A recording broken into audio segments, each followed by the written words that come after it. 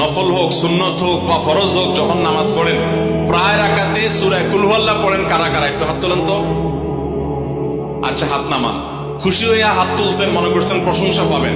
প্রশংসা না, বরং একটা বদনাম পাওয়ার ভয় আছে। সূরা ইখলাস, এটাকে আমরা সাধারণত কুল হুয়াল্লাহ সূরা বলি, তাই না? ইখলাস মানেটা কি? আমরা যেহেতু এই সূরাগুলো নামাজের মধ্যে সবচেয়ে বেশি পাঠ করি, ঠিক না বেঠিক? এই সূরাগুলো অর্থাৎ শেষের দিককার সূরাগুলো আমরা যেহেতু বেশি নামাজের মধ্যে পাঠ করি, এই সূরাগুলোর অর্থ যদি আমি জানি, ব্যাখ্যা যদি আমি জানি, তাহলে নামাজের মধ্যে মনোযোগ ধরে রাখা সহজ হবে। কারণ আপনি মুখে কি পড়তেছেন আপনি যে অর্থ বোঝেন না, মন্ত্রের মতো পাঠ করতেছেন, যদিও না বুঝে পড়লেও আপনি সওয়াব পাবেন, কিন্তু না বুঝে পড়লে তো আর এই কোরআনে আল্লাহ কি বলেছে এটা আপনি জানতে পারবেন না। না জানলে সে অনুযায়ী আপনি আমলও করতে পারবেন না। এই জন্য আমাদেরকে বুঝতে হবে।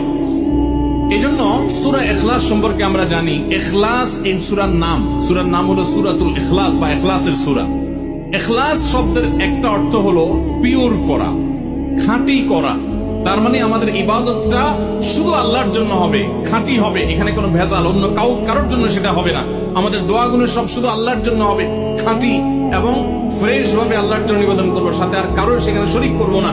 এই জন্য এই সূরার নাম ইখলাস। যে এই সূরার মধ্যে আল্লাহর ইবাদত, একত্ববাদ, তাওহীদ, এটাকে খাঁটি করবার নির্দেশ দেওয়া হয়েছে। আল্লাহর কোনো শরীক নাই, এই জন্য এটাকে সূরা ইখলাস বলা হয়েছে, খাঁটি করার সূরা, ঈমানকে বিশুদ্ধ করা, তাওহীদকে ঠিক করার সূরা।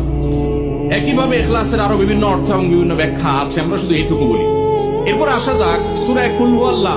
কেন আল্লাহ তাআলা এই সূরাটা নাজিল করলেন? কোরআনে কারীমের বিভিন্ন সূরা, বিভিন্ন আয়াত নাজিলের প্রেক্ষাপট আছে, যেটাকে শানে নজুল বলা হয়। কেন এই সূরা আল্লাহ তাআলা আমাদেরকে দিয়েছেন, এ সম্পর্কে নবী সাল্লাল্লাহু আলাইহি সাল্লামের এক সাহাবী, তার থেকে একটি হাদিস বর্ণিত আছে। সেই হাদিসের আলোকে আমরা জানি যে মক্কার মুশরিকরা, মক্কার কাফিররা, অবিশ্বাসীরা, তারা নবী সাল্লাল্লাহু আলাইহি সাল্লাম যখন তাওহীদের দাওয়াত দিলেন, আল্লাহর পথে আসার দাওয়াত দিলেন, তারা বলল, মুহাম্মদ, আমরা তো সবার বংশ পরিচয় জানি। সেই যুগে মানুষ উটের পর্যন্ত বংশ পরিচয় জানতো, শিখতো।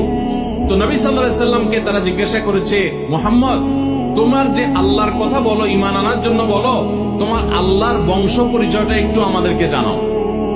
মক্কার মুশরিকদের এরকম হাস্যকর দাবি শোনার পর নবী সাল্লাল্লাহু আলাইহি সাল্লামের প্রতি আল্লাহ তাআলা এই সূরা নাজিল করে তাদের এই প্রশ্নটা যে অবান্তর, আল্লাহ তাআলার যে কোনো বংশ পরিচয় নাই, আল্লাহর যে কোনো জন্মদাতা নাই, তিনি যে কোনো জন্মদাতার মুখাপেক্ষী নন, সে বিষয়টাকে আল্লাহ তাআলা বিশদভাবে এই সূরাতে বিবৃত করেছেন, বর্ণনা দিয়েছেন।